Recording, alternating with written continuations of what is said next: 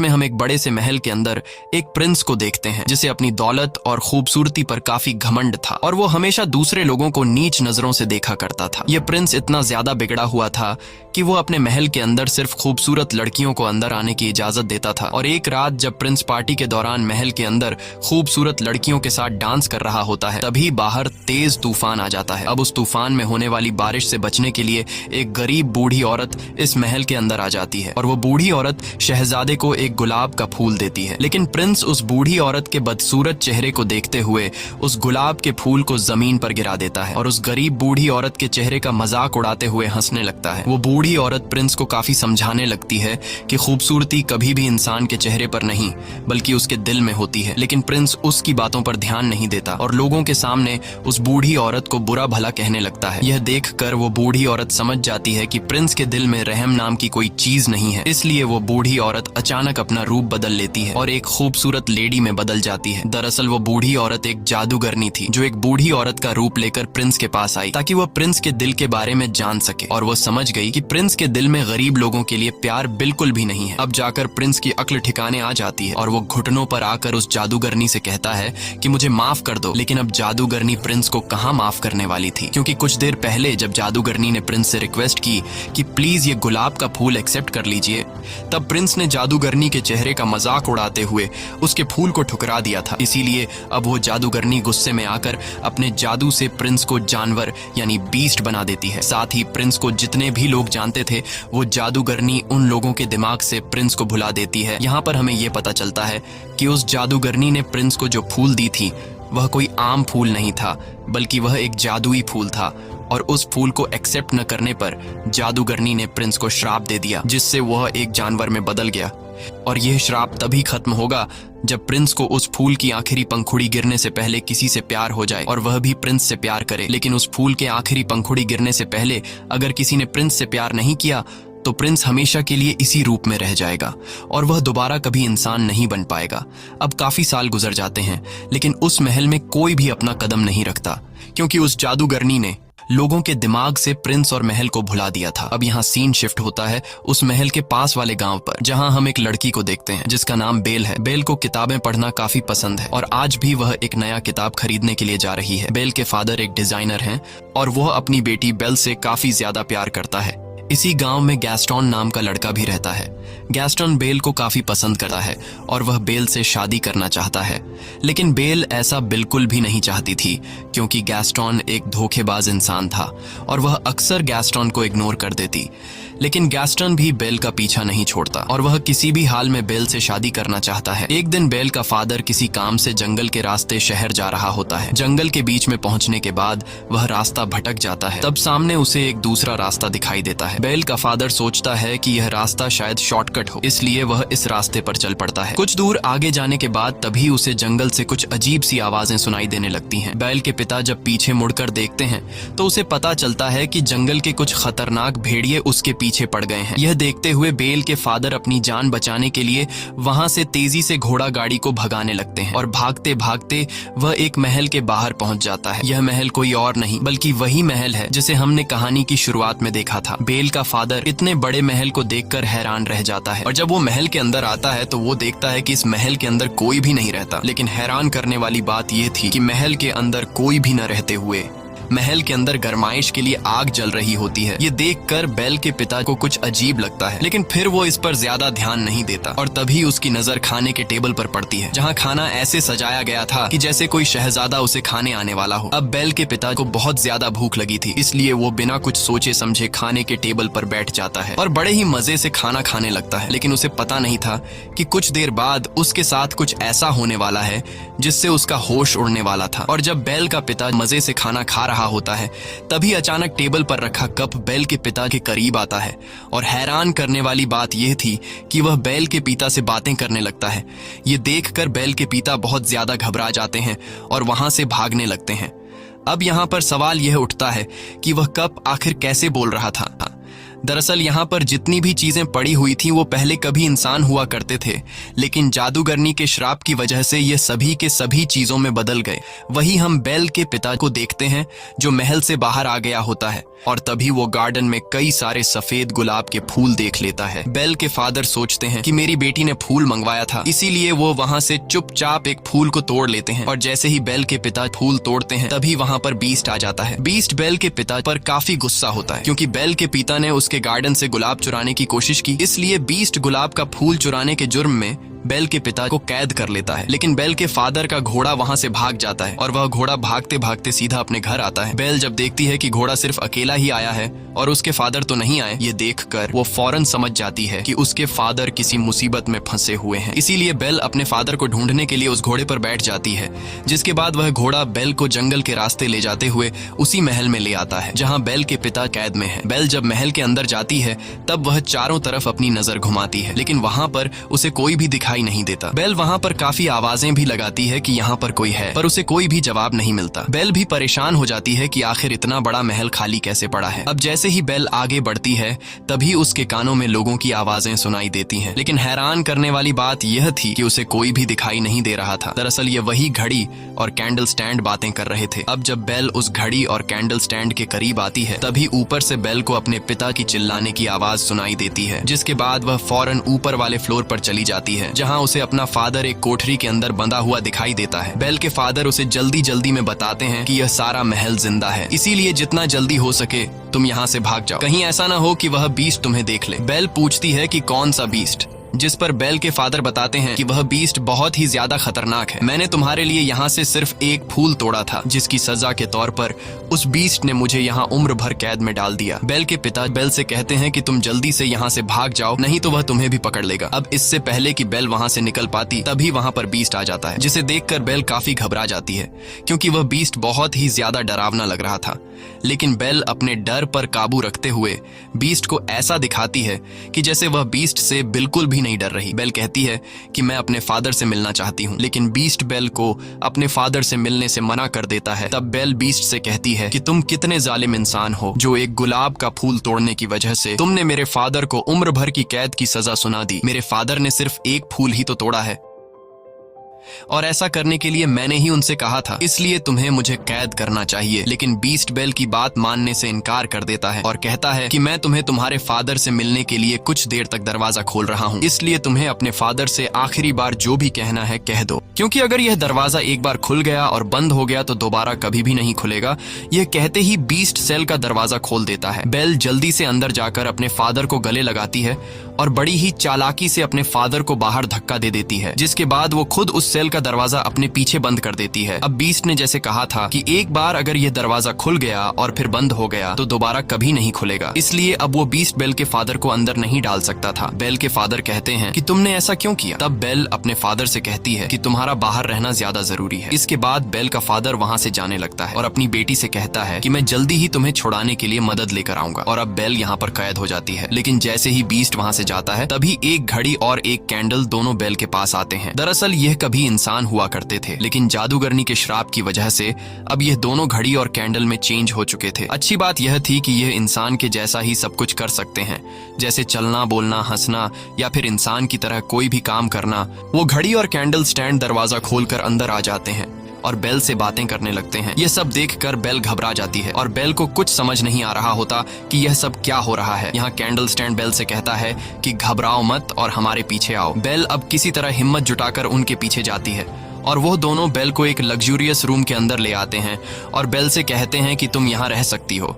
लेकिन जब इस बात की खबर बीस्ट को लगती है तब उसे काफी गुस्सा आता है, इसीलिए वह घड़ी और कैंडल स्टैंड को काफी डांटने लगता है। लेकिन वो दोनों कहते हैं कि शायद यही लड़की है जो हमें उस श्राप से आजाद करवाएगी, इसलिए वो कैंडल स्टैंड और घड़ी बीस्ट से कहते हैं कि तुम्हें उस लड़की के करीब जाकर उसे इम्प्रेस करना चाहिए। वो बीस्ट से कहते हैं कि जाओ और इस लड़की से बातें करो, उसे खाने के लिए इन्वाइट करो और उसे अपने प्यार के जाल में फंसा लो। ये सब सुनकर बीस्ट गुस्सा हो जाता है और कहता है कि क्या तुम दोनों पागल हो चुके हो? मैं इतना गिर चुका हूँ कि अब मैं एक चोर की बेटी को खाने के लिए इनवाइट करूं और उसके साथ बैठकर खाना खाऊंगा। बीस्ट कहता है कि ऐसा कभी भी नहीं हो सकता, लेकिन जब सारे लोग उसे कहते हैं कि तुम्हें इस लड़की को खाने पर इनवाइट करना होगा, तब वह मान जाता है, क्योंकि इस महल के अंदर जितने भी लोग कैंडल चेयर, घड़ी और चीजें बने हैं, उसका जिम्मेदार सिर्फ और सिर्फ बीस्ट है। क्योंकि अगर वह उस दिन उस बूढ़ी औरत से वह फूल खुशी खुशी ले लेता तो आज इन लोगों की हालत इस तरह नहीं होती। अब यहाँ बीस्ट बेल के रूम का दरवाजा खटखटाकर उससे कहता है कि तुम मेरे साथ खाना खाओगी, लेकिन इसे तुम कोई रिक्वेस्ट मत समझना। ये सुनकर बेल उससे कहती है कि क्या तुम पागल हो? तुमने पहले मेरे फादर को बंदी बनाया, फिर मुझे कैद कर लिया और अब मेरे साथ खाना खाने के लिए पूछ रहे? ऐसा कभी नहीं हो सकता। ये सुनकर बीस्ट गुस्से से दरवाजे पर जोर जोर से पीट कर बोलने लगता है कि चाहे जो भी हो जाए तुम मेरे साथ खाना खाकर ही रहोगी। लेकिन बेल कहती है कि मैं भूखी ही क्यों न मर जाऊं, पर मैं तुम्हारे साथ खाना कभी नहीं खाऊंगी। यह सुनकर बीस्ट का गुस्से से बुरा हाल हो जाता है और कहता है कि ठीक है, तुम्हारी यह ख्वाहिश भी पूरी होगी, अब मैं तुम्हें भूखा ही मारूंगा। वह कहता है कि इसे कोई भी खाना मत दो और इसे भूख से मरने दो। यह कहकर बीस्ट वहां से चला जाता है। अब यहाँ घड़ी, कैंडल और बाकी चीजें काफी उदास हो जाते हैं, क्योंकि उनका श्राप से आजाद होने का मौका जाया हो चुका था। यहाँ पर हम देखते हैं कि बीस्ट उसी गुलाब के फूल के पास जाता है जिसकी आखिरी पंखुड़ी गिरने के बाद महल के अंदर मौजूद सभी लोग मर जाएंगे। यहाँ बीस्ट देखता है कि इस फूल की बहुत सारी पंखुड़ियां टूटकर नीचे गिर गई हैं। ये देखकर बीस्ट बहुत ज्यादा उदास हो जाता है, क्योंकि इस फूल से पहले ही कई सारी पंखुड़ियां गिर चुकी होती हैं और अब बस कुछ ही पंखुड़ियां रह गई होती हैं। ये वही जादूगरनी का दिया हुआ मैजिकल फूल होता है जिसकी आखिरी पंखुड़ी गिरने से पहले अगर किसी लड़की को बीस्ट से प्यार नहीं हुआ तो बीस्ट के साथ साथ वो श्रापित लोग जो इस वक्त गाड़ी, टेबल, अलमारी और कैंडल स्टैंड में बदले हैं, ये लोग हमेशा के लिए मिट जाएंगे। वहीं दूसरी तरफ हम देखते हैं कि बेल का फादर वापस अपने गांव आ चुका है। वो सभी लोगों से कहने लगते हैं कि मेरी बेटी की जान खतरे में है। जंगल के पास एक महल है जहां पर एक बीस्ट रहता है और उसी बीस्ट ने मेरी बेटी को कैद करके रखा है। ये सब सुनकर वहां पर मौजूद सभी लोग बेल के पिता पर हंसने लगते हैं और उसकी बात पर कोई भी यकीन नहीं करता। लेकिन गैस्टन, जो कि बेल से शादी करना चाहता था, इसीलिए वो बेल के फादर को इम्प्रेस करने के लिए कहता है कि मैं तुम्हारी बातों पर यकीन करता हूँ, मैं तुम्हारे साथ जाऊंगा तुम्हारी बेटी को बचाने के लिए। जिसके बाद गैस्टन और उसका एक साथी बेल के फादर के साथ जंगल के रास्ते से होते हुए बेल के पास जाने लगते हैं। अब रात के अंधेरे में बेल का फादर जिस रास्ते से महल तक पहुंचा था, वो रास्ता अब बेल का फादर भूल चुका होता है और उसे वो रास्ता नहीं मिल रहा होता। ये देखकर गैस्टन को काफी गुस्सा आता है और वो बेल के फादर से कहता है कि तुम्हारा दिमाग खराब हो गया है, यहाँ कोई भी बीस्ट नहीं रहता, तुमने फिजूल में मेरा टाइम जाया किया। साथ ही साथ गैस्टन बेल के फादर से यह भी कह देता है कि मैं तुम्हारी बेटी से प्यार करता हूँ और मैं तुम्हारी बेटी से शादी करना चाहता हूँ। लेकिन बेल के फादर उससे कहते हैं कि मेरे जिंदा रहते हुए ऐसा कभी नहीं हो सकता। इस बात पर गैस्टन को काफी गुस्सा आता है और वो बेल के फादर को पंच मारकर नीचे गिरा देता है। इसके बाद वो बेल के पिता को एक पेड़ के साथ बांध देता है और उसे वहीं मरने के लिए छोड़कर वहां से चला जाता है ताकि भेड़िए इसे मार दें, क्योंकि यह भेड़ियों का इलाका था। लेकिन ऐसा कुछ नहीं होता और अगली सुबह हम देखते हैं कि बेल के पिता के पास एक लेडी आती है जिसका नाम अगता था। अगता को गांव से निकाल दिया गया था। यहाँ अगता जब बेल के फादर को बंधा हुआ पाती है तब वो बेल के फादर को छुड़ाकर उसकी जान बचा लेती है। वहीं दूसरी तरफ हम महल में बेल को देखते हैं जिसके पास चाय का कप मिलने आता है और बेल से कहता है कि बीस्ट कोई बुरा इंसान नहीं है, बल्कि वो दिल का बहुत ही अच्छा है। इसके बाद वो सभी चीजें बेल को अपने साथ एक दूसरे रूम में ले जाते हैं जहाँ वो बेल को खाना खिलाते हैं। यहाँ बीस्ट आकर जब ये सारी चीजें देखता है तो वो चुपचाप वहां से चला जाता है। अब जब बेल वापस अपने रूम में सोने के लिए आती है तब उसे पास में ही एक दूसरा रूम दिखाई देता है, जिसे देखकर बेल बिना कुछ सोचे समझे उस रूम के अंदर चली जाती है और यह वही रूम होता है जिसके अंदर वो मैजिकल फूल रखा गया था। बेल उस फूल के करीब जाती है और जैसे ही उस फूल को छूने वाली होती है तभी वहां पर बीस्ट आ जाता है और वो बेल को डांटते हुए कहता है कि तुम्हें अंदाजा नहीं है कि तुम क्या करने वाली थी। अगर इस फूल को कुछ हो जाता तो हम सबकी जान चली जाती। बीस्ट गुस्से में आकर उससे कहता है कि चली जाओ यहाँ से और दोबारा मुझे अपनी शक्ल मत दिखाना। बीस्ट के जोर से चिल्लाने की वजह से बेल रोते हुए महल को छोड़कर जाने लगती है। इस दौरान महल की श्रापित चीजें बेल को रोकने की काफी कोशिश करते हैं, लेकिन बेल कहती है कि अब मैं इस महल में एक सेकंड के लिए भी नहीं रुकूंगी और वो घोड़े पर बैठकर जंगल के रास्ते जाने लगती है। बेल को जाता देखकर महल के अंदर मौजूद श्रापित चीजें काफी मायूस हो जाती हैं, क्योंकि बेल इन्हें छोड़कर चली गई और ये श्रापित चीजें समझ जाते हैं कि अब हम हमेशा के लिए इसी हालत में रहेंगे। यहाँ बेल जैसे ही जंगल में कुछ दूर आगे आती है तभी वहाँ कुछ भेड़िए उसे घेर लेते हैं, लेकिन इससे पहले कि वो भेड़िए बेल को कोई नुकसान पहुंचा पाते तभी वहाँ पर बीस्ट आ जाता है और वो उन भेड़ियों से लड़ने लगता है। काफी देर तक उन भेड़ियों से लड़ने के बाद आखिरकार बीस्ट उन सभी भेड़ियों को वहां से भगा देता है, लेकिन इस लड़ाई में वो खुद भी बुरी तरह से घायल हो चुका था। बेल अभी घोड़े पर बैठकर वहां से जाने ही वाली थी कि तभी वो देखती है कि बीस्ट ज्यादा जख्मी होने की वजह से जमीन पर गिर गया है। अब क्योंकि बीस्ट ने बेल की जान बचाई थी, इसीलिए अब बेल वहां से जाने की बजाय बीस्ट के पास आ जाती है और कहने लगती है कि मैं तुम्हें उठा नहीं सकती, इसीलिए तुम्हें खुद ही उठना होगा। अब बीस्ट काफी मुश्किल से हिम्मत करके खड़ा हो जाता है, जिसके बाद बेल उसे घोड़े पर बैठाकर वापस महल की तरफ ले आती है। अब बेल एक बार फिर से वापस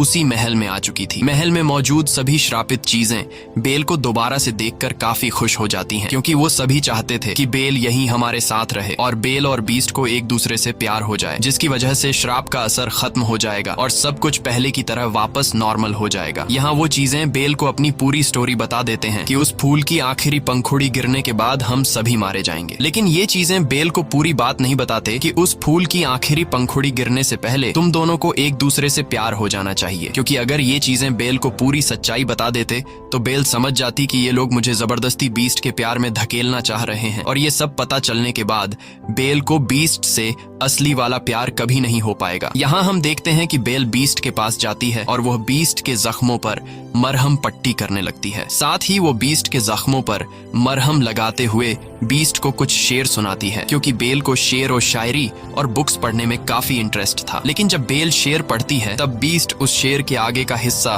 खुद कंप्लीट कर देता है। यह देखकर बेल काफी हैरान हो जाती है और बीस्ट से पूछती है कि क्या तुम भी पोएट्री पढ़ते रहते हो? तब बीस्ट कहता है कि मैं लव स्टोरी, प्यार, मोहब्बत, इन सब के बारे में पोएट्री नहीं पढ़ता, लेकिन मैंने बहुत तालीम हासिल की है। ये सुनकर बेल समझ जाती है कि बीस्ट काफी पढ़ा लिखा है, इसीलिए वो हर एक पोएट्री के बारे में जानता है। बीस्ट की ये बातें सुनकर बेल कहती है कि मुझे तो प्यार मोहब्बत की बातें और कहानियां काफी पसंद हैं, जिस पर बीस्ट कहता है कि वो तो तुम्हारी शक्ल से पता चल रहा है कि तुम्हें किताबें पढ़ना कितना पसंद है, लेकिन अगर तुम पढ़ना ही चाहती हो तो कुछ अच्छा पढ़ो। इसके बाद बीस्ट बेल को अपनी लाइब्रेरी में लेकर जाता है, जो कि काफी बड़ी थी। वहां पर काफी सारे बुक्स थे। बेल इतने सारे बुक्स को देखकर एकदम शॉक रह जाती है और काफी खुश भी हो जाती है, क्योंकि गांव में पढ़ने के लिए उसे कोई भी बुक नहीं मिलती थी, लेकिन यहाँ तो किताबों की अलमारियां भरी पड़ी हैं। यहाँ बीस्ट बेल से कहता है कि अगर तुम चाहती हो तो तुम हमारे साथ रह सकती हो, और अगर तुम्हें मेरी बुक्स की लाइब्रेरी पसंद आई है तो आज से ये लाइब्रेरी तुम्हारी। ये सुनकर बेल काफी ज्यादा खुश होती है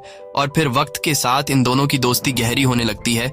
ये दोनों एक दूसरे के साथ टाइम स्पेंड करने लगते हैं और एक साथ खाना खाने लगते हैं। अब इन दोनों को एक साथ रहना काफी अच्छा लग रहा था। यहाँ बीस्ट बेल को खुश रखने के लिए गाना गाकर सुनाता है, जिसे सुनकर बेल को काफी अच्छा लगता है। यहाँ घर की श्रापित चीजें इन दोनों को एक साथ देखकर काफी खुश होते हैं और समझ जाते हैं कि यह दोनों अब एक दूसरे को पसंद करने लगे हैं। एक दिन कैंडल स्टैंड बीस्ट से कहने लगता है कि तुम्हें अब बेल से अपने प्यार का इजहार कर देना चाहिए, क्योंकि वो भी तुम्हें पसंद करने लगी है। लेकिन बीस्ट कहता है कि वो कभी भी मुझसे प्यार नहीं करेगी, क्योंकि मैं एक जानवर हूँ। लेकिन कैंडल स्टैंड बीस्ट से कहता है कि ऐसा कुछ भी नहीं है, तुम एक बार ट्राई तो करो। यहाँ बीस्ट के सारे साथी यानी वो सारी चीजें बीस्ट से बेल को आई लव यू बोलने के लिए बार बार कहते हैं। जब बीस्ट बेल से अपने प्यार का इजहार करने के लिए रेडी हो जाता है तब ये श्रापित चीजें पहले बीस्ट को तैयार करते हैं और बीस्ट से एक सुंदर प्रिंस बना लेते हैं। वहीं दूसरी तरफ ये लोग बेल को भी एक रानी की तरह तैयार कर लेते हैं। बेल को डांस करना काफी पसंद था, इसीलिए वो दोनों डांस करने लगते हैं। वहीं दूसरी तरफ हम देखते हैं कि बेल के फादर वापस अपने गांव में आ चुके थे। वो सभी को बताते हैं कि गैस्टन ने मुझे जंगल में बांध कर छोड़ दिया था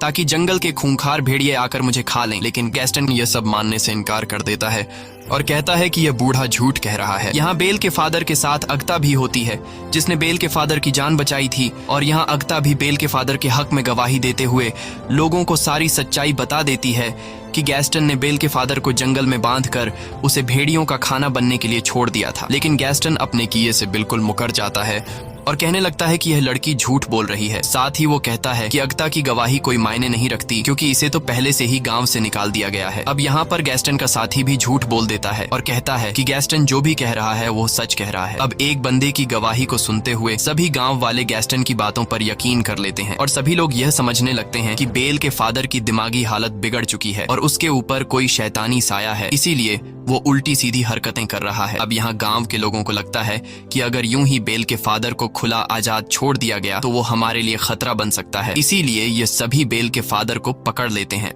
और उसे बंदी बना लेते हैं। वहीं दूसरी तरफ हम महल में बीस्ट और बेल को देखते हैं, जहां ये दोनों डांस कर रहे होते हैं और बीस्ट काफी साल बाद डांस कर रहा था। यहाँ बीस्ट बेल से कहता है कि मैं इन फीलिंग्स को काफी अच्छा महसूस कर रहा हूँ, क्योंकि मैं इस एहसास को जैसे भूल ही गया था। बेल कहती है कि मुझे भी डांस करना काफी पसंद है और मुझे मेरे फादर ने डांस करना सिखाया। ये सुनकर बीस्ट बेल से पूछने लगता है कि क्या तुम अपने फादर को मिस करती हो? तब बेल कहती है, हाँ, मुझे अपने फादर की बहुत याद आ रही है। ये सुनकर बीस्ट को बेल पर तरस आता है और वह बेल को एक आईना दिखाते हुए कहता है कि इस आईने की मदद से तुम हर उस इंसान को देख सकते हो जिसे तुम देखना चाहती हो। बेल उस आईने को लेकर जब अपने फादर को याद करती है तब उसे आईने में अपना फादर दिखाई देता है और वो देखती है कि गांव वालों ने उसके फादर को बंदी बनाया हुआ है। यह देखकर बेल काफी परेशान हो जाती है, जिस पर बीस्ट कहता है कि तुम्हें अपने फादर के पास जाना चाहिए, क्योंकि इस वक्त तुम्हारे फादर को तुम्हारी जरूरत है। साथ ही बीस्ट बेल को वो जादुई आईना भी देता है और कहता है कि जब तुम्हें मेरी याद आए तब तुम मेरी इस बदसूरत शक्ल को इस आईने में देख लेना। जिसके बाद बेल अपने फादर को बचाने के लिए फौरन वहां से चल देती है और अब बेल के जाने के बाद बीस्ट महल में अकेला रह गया था। बीस्ट बेल को काफी मिस करने लगा था, क्योंकि अब उसे बेल से प्यार हो गया था और अब क्योंकि बीस्ट ने खुद ही बेल को आजाद कर दिया था, इसीलिए जो श्राप जादूगरनी ने इन्हें दिया था वो अब कभी भी खत्म नहीं होगा। इस बात को लेकर बीस्ट और उसके बाकी के साथी काफी उदास हो जाते हैं। वहीं दूसरी तरफ बेल अपने गांव पहुंच जाती है और वो देखती है कि उसके फादर को गांव वालों ने बंदी बनाया हुआ है। बेल सभी को बताती है कि मेरे फादर जो कह रहे हैं वो बिल्कुल सच है। वो सभी को बताने लगती है कि जंगल में एक महल है जहां पर एक बीस्ट रहता है, लेकिन गांव वाले बेल की भी बातों पर यकीन नहीं कर रहे थे। अब जब गांव वाले बेल की बात पर यकीन नहीं कर रहे होते तब बेल उस जादुई आईने में सभी लोगों को बीस्ट दिखाती है, जिसे देखकर सभी लोग काफी हैरान रह जाते हैं। बेल इन सभी लोगों से कहती है कि तुम लोगों को डरने की जरूरत नहीं, क्योंकि वो बीस्ट बिल्कुल भी खतरनाक नहीं है, बल्कि वो बीस्ट दिल का बहुत ज्यादा अच्छा है और वो किसी को नुकसान नहीं पहुंचाता। अब गैस्टन बेल को जब उस बीस्ट की इतनी ज्यादा तारीफ करते हुए सुनता है तो वो समझ जाता है कि बेल अब बीस्ट से प्यार करने लगी है और इस वजह से गैस्टन जेलस फील करता है। इसीलिए वो सभी गांव वालों को भड़काने की कोशिश करता है कि उस बीस्ट ने बेल पर ब्लैक मैजिक कर दिया है, जिस वजह से वो भी अपने फादर की तरह बातें करने लगी है। इसके बाद गैस्टन गांव वालों से कहता है कि बेल पर ब्लैक मैजिक होने की वजह से वो हमें नुकसान पहुंचा सकती है, इसीलिए बेल को भी उसके फादर के साथ बांध दो। जिसके बाद गांव के लोग बेल को उसके फादर के साथ बांध देते हैं। यहाँ गैस्टन गांव के सभी लोगों को उकसाता है कि हम सभी को मिलकर उस महल में जाना चाहिए और उस बीस्ट को जान से मार डालेंगे। अगर वो नहीं मरा तो वो हमारे गांव आकर हम सभी को मार डालेगा। यहाँ गांव वाले उसकी बातों में आ जाते हैं और पूरा गांव बीस्ट को मारने के लिए महल की तरफ चल पड़ता है। दरअसल गैस्टन बीस्ट को मारने के लिए गांव वालों को इसलिए उकसाता है क्योंकि वह बीस्ट को मारकर उसके महल पर कब्जा करना चाहता था और खुद को उस महल का प्रिंस बनाना चाहता था। यहाँ हम देखते हैं कि बेल भी किसी तरह करके खुद को छुड़ा लेती है और वह भी महल की तरफ निकल पड़ती है। वहीं गांव के लोग बीस्ट को मारने के लिए महल तक पहुंच जाते हैं और जैसे ही यह लोग महल के अंदर दाखिल होते हैं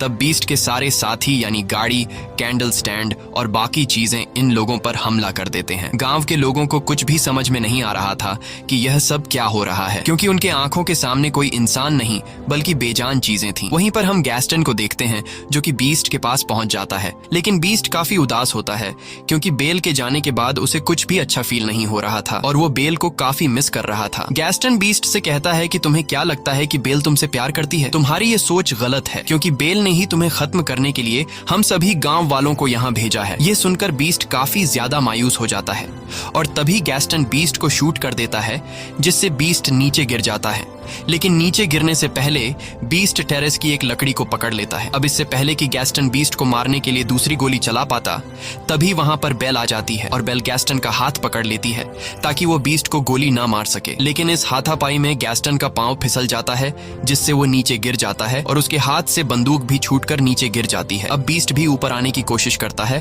और तभी बेल उसे आवाज देती है। बेल बीस्ट से माफी मांगते हुए कहती है कि मैंने गांव वालों को रोकने की बहुत कोशिश की, लेकिन वो नहीं रुके। बेल की यह बातें सुनकर बीस्ट काफी खुश हो जाता है और वो समझ जाता है कि गैस्टन ने मुझसे झूठ कहा था। बेल ने मुझे मारने के लिए गांव वालों को यहाँ नहीं भेजा था। अब बेल को देखकर बीस्ट के अंदर एक हिम्मत आ जाती है और वो गैस्टन का मुकाबला करने के लिए तैयार हो जाता है, जिसके बाद वो गैस्टन के पास जाकर उसे गर्दन से पकड़कर ऊपर उठा लेता है और उसे महल की ऊंची दीवार से नीचे फेंकने वाला होता है। तब गैस्टन बीस्ट से काफी रिक्वेस्ट करने लगता है कि प्लीज ऐसा मत करो और मुझे छोड़ दो। बीस्ट जो अब एक अच्छे दिल का मालिक बन गया होता है, इसीलिए वो गैस्टन पर रहम खाकर उसे छोड़ देता है और उससे कहता है कि चले जाओ यहाँ से। गैस्टन दौड़ते हुए वहाँ से चला जाता है, जिसके बाद बीस्ट बेल के पास आ जाता है। अब मौके का फायदा उठाकर गैस्टन पीछे की तरफ से बीस्ट पर 2 गोलियां चला देता है, जिससे बीस्ट नीचे गिर जाता है। लेकिन तभी हम देखते हैं कि गैस्टन जिस जगह पर खड़ा हुआ था वह जगह टूट जाती है और गैस्टन भी नीचे गिर जाता है। अब काफी ऊंची जगह से गिरने की वजह से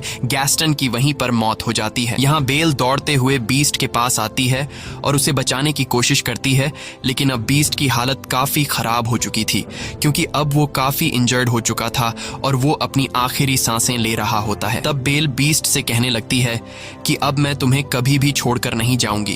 लेकिन बीस्ट कहता है कि अब मेरा जाने का वक्त आ चुका है। ये सुनकर बेल कहती है कि ऐसा कुछ नहीं होगा, सब कुछ नॉर्मल हो जाएगा। और तभी हम देखते हैं कि उस गुलाब के फूल की आखिरी पंखुड़ी भी नीचे गिर जाती है। जैसे ही पंखुड़ी नीचे गिरती है, बीस्ट बिल्कुल खामोश हो जाता है और पैलेस के अंदर जो चीजें थीं अब वो सभी की सभी बेजान हो जाती हैं। बीस्ट को मरता हुआ देखकर बेल को काफी दुख होता है और वो रोने लगती है। यहाँ बेल बीस्ट से अपने प्यार का इजहार कर देती है और वो बीस्ट से कहती है कि मैं तुमसे बहुत प्यार करती हूँ। ये कहकर बेल बीस्ट को किस कर लेती है और तभी वहाँ पर अगता भी आ जाती है। अगता वो लेडी है जिसे गांव से निकाल दिया गया था। और यहाँ आता है कहानी में सबसे बड़ा ट्विस्ट, क्योंकि हमें पता चलता है कि अगता कोई आम लेडी नहीं बल्कि वही जादूगरनी है जिसने बीस्ट को श्राप दिया था। यहाँ वो देखती है कि बीस्ट को किसी से प्यार हो गया है और वो लड़की भी अब बीस्ट से प्यार करती है, यानी कि अब वो श्राप खत्म हो चुका था। और तभी हम देखते हैं कि बीस्ट के चारों तरफ रोशनी चमकने लगती है, जिससे बीस्ट अब एक खूबसूरत प्रिंस में बदल जाता है। ये देखकर बेल काफी खुश हो जाती है और ये दोनों एक दूसरे को गले चीजें थीं। अब वो सभी इंसान बनना शुरू हो जाते हैं और अपने असली रूप में आ जाते हैं। सभी लोग काफी खुश होते हैं। बेल और बीस्ट सभी लोगों के बीच में डांस कर रहे होते हैं और इसी के साथ यह कहानी खत्म हो जाती है। अगर आपको यह वीडियो अच्छी लगी हो तो हमारे चैनल को सब्सक्राइब और वीडियो को लाइक जरूर कीजिएगा।